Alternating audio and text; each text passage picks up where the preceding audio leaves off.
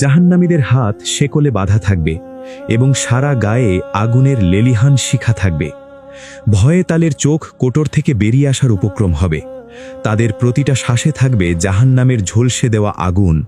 তারা পালানোর চেষ্টা করবে, কিন্তু পারবে না।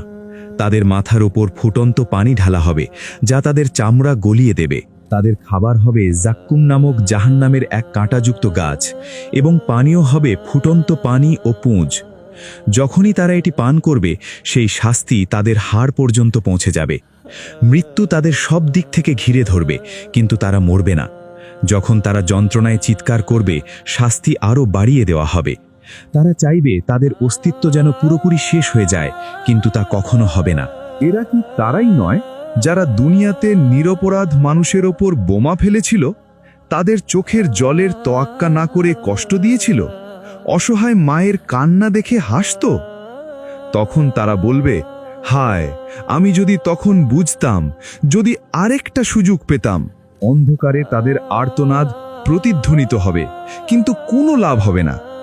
দুনিয়ার পরীক্ষা শেষ হয়ে গেছে এবং তারা তাদের কর্মফল ভোগ করছে।